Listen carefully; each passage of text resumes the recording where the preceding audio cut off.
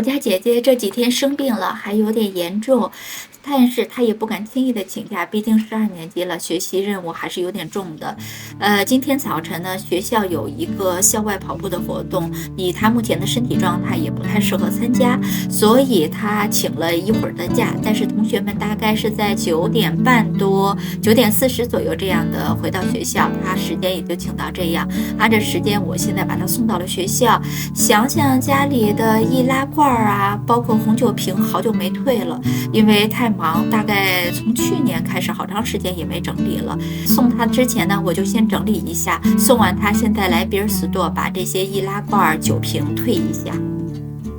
来了之后才发现，诶，怎么门打不开啊？看了一下，原来人家10点开门，我来早了。想不到来这儿还来了个大早，看看时间也差不多了，也就还有10多分钟左右，我就在车上稍微等了一下。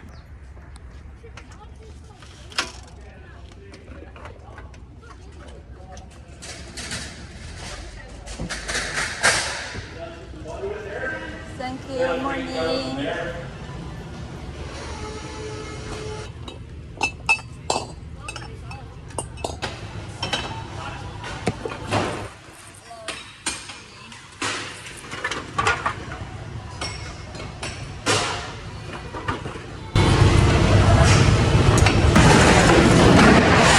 Thank you.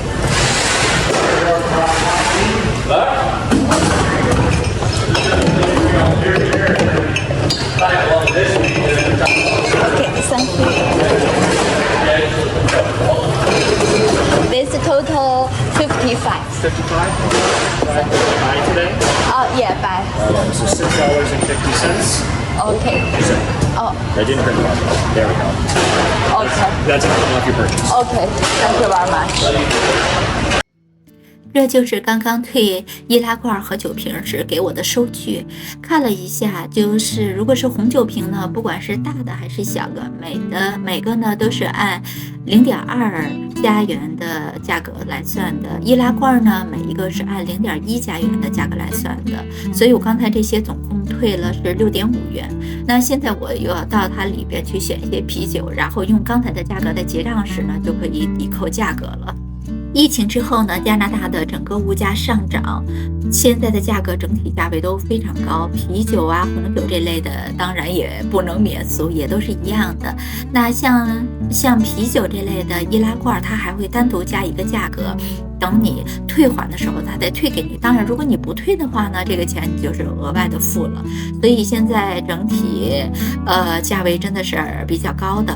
那现在很多人因为薪水没有涨太多，现在整个房贷的利率也很高，就限制了人们的消费，所以现在这个啤酒和红酒呢，像这些我觉得都属于生活中的奢侈品了，因为它不是生活所必须的，所以现在啤酒销售应该也没有那么的好。以前呢，我来这么多年从来都没有看到比尔斯多打广告，但是我前段时间就有一次看到，好像是在 YouTube 上，这个比尔斯多也开始打广告了。而且之前看到了一个消息，就是说，因为在安省，加拿大的安省呢，它这个啤酒和红酒都是垄断的。你比如说，你买红酒和啤酒，你可以在 LCBO 买，也可以在买啤酒专门就是在比尔斯多买。那比尔斯多呢，它不但售卖啤酒，它还承担着，因为是有协议的，承担着所有的啤酒瓶、啤酒易拉罐和所有红酒瓶的回收工作。那大概也就是在2年前，就是有一些超市里也开始有，比如说像沃尔玛这类的，也开始有啤酒在销售了。那也就是说，他的日子也不是太好过，所以要增加渠道，增加这个销售量。这个价格来说，比如说，像现在的这种啤酒，一罐儿大概是400多毫升的一罐易拉罐啤酒，它的售价大概是3块多，将近4加币。那如果换算成人民币的话，快20块钱人民币一罐这种啤酒，价格还是挺高的。Hello, pay here or here? Oh, here. Okay. That's maybe slight okay. Thank you. And I'll take that off the purchase. 12, 6. 看了一下，价格还是挺贵的呀。哎，现在的物价真是没办法。现在我要去一下旁边的打折店 Winners， 看看我想买一个体重秤在那里能不能买到。因为刚刚去了比尔斯多，所以心里感触还是挺深的。比如说，在美国的话，我觉得有时候还挺羡慕住在那里的人的，就是他们可以在 Costco 啊，或者是 Trader Joe's 这类的超市就买到这些红酒或者是啤酒，而且呢品质都挺好，价格呢又都很实惠。但是在目前加拿大的安省是没有这样的，好像是在魁北克那边的 Costco 是在里边是可以买到酒的，但是安省因为是地区保护是垄断，所以在这边目前是不可能的。这个洗手间的这个洗手台这边好像我不太确定是不是第一次见，但是我觉得还是挺新奇的。它这个很方便，就是你把2个手伸过去，然后它都可以感应得到自动冲水。是戴森的，好像我觉得可能是后来装修的，这个配置还蛮高的。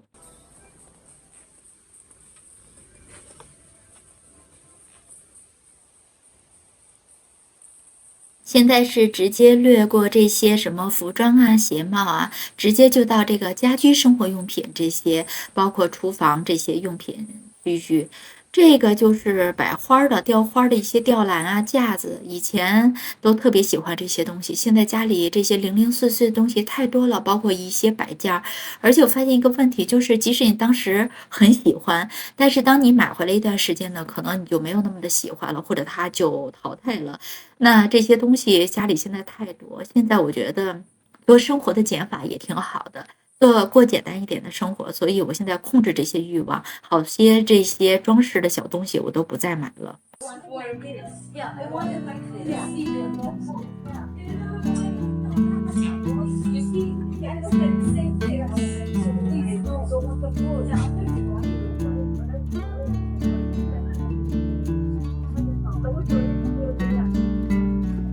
想起来家里的小的平底锅有一款不太好用了，那个平底锅呢是双立人的，其实我还是挺喜欢那个品牌，但是平底锅这种不粘锅用久了都会有一个问题，它就是现在有点粘，而且就是很费油，其实也不太好用了。我想把这款淘汰，现在感觉这个大小和家里的那款差不多，所以看了看价格也还好。打完折的价格是19.99加币，那我觉得这个还不错，就要一个这个。因为我这2年都喜欢喝手冲咖啡，所以呢，我想再买一个就是这种过滤的这个壶，因为家里现在这个已经被摔了2次了，我自己摔了1次，女儿也给摔了1次，现在都快坏了，所以看了看也没有找到，没有。好了，现在也不耽误时间，准备去结账。结果就在我结账之前，在他进门的地方有一个柜台在展示，我又发现了另外一款平底锅，就是比现在我刚刚挑的平底锅要大一些。现在的是16.99，我挑到的这款。看了一下，这个平底锅质量非常好，拿在手里很重，一看就是好的材质，而且它的价格是19.99，只比现在的锅多了3块钱。另外呢，它是意大利产的，其实我还是很喜欢意大利产的一些商品，喜欢他们的品质，而且掂在手里重重的。比较厚，看它的锅体很厚，那这样比如说你在烙饼的时候呢，它就不容易糊，我特别的喜欢。犹豫来犹豫去，拿在这里比较来比较去，觉得就差3块钱。那当然我要想买品质更好的，但是呢有个问题就是这款意大利产的呢，它size 稍微大了一些，拿着呢就不是特别的方便，所以我现在有点犹豫，该选哪一款比较好呢？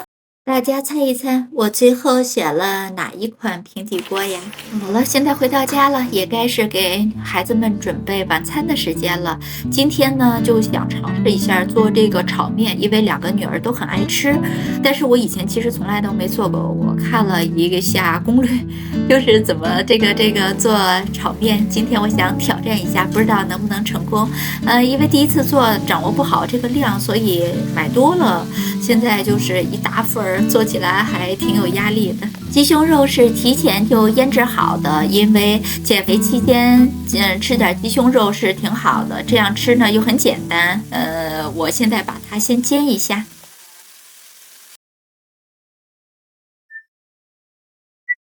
第一次做不掉，它那一包有这么多，怎么办？啥能吃得完？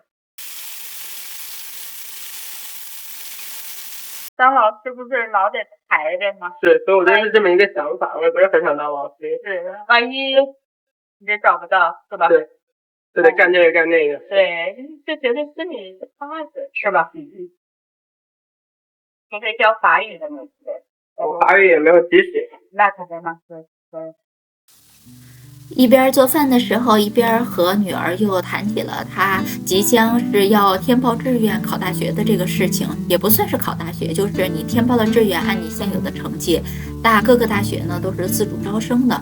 那我们就提到了，她是不是愿意当老师，就是关于老师的这个职业。但是在这边想来想去呢，虽然老师这个职业在这边是受当地人的尊重，他的福利薪水也都还是不错的，相当于公务员。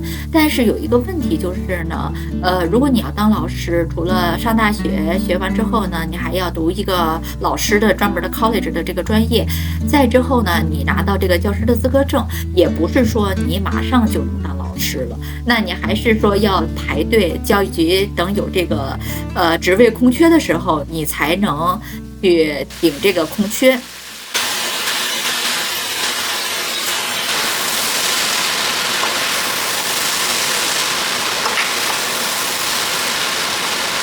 过程中呢，其实是挺漫长的。你首先要排队，然后要慢慢的去做代课老师，也就是说，哪个学校，比如说有老师有事了，或者请假了、请病假了，你去做代课老师。代课老师呢，也得分一点点按资历，是带，比如说偶尔一个学校的1节课呀，或者是1天的课程啊，或者是怎么样的。那等你资历稍微深一点，在教育局已经能拿到正式的工资的时候呢，这个时候你可能就可以到一个学校去正式的去带的课比较多了，那这又是一个很漫长的过程。再接下来呢，可能才是比如说有老师退休了，或者是哪里学生多了需要增加老师，才会被派到一个固定的地方去做固定的老师。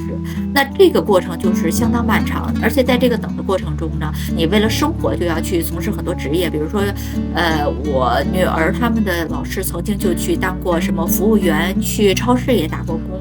那就是在正式当老师之前呢，他们也要经历很多的心路历程，而且职业经历也做很多的事情。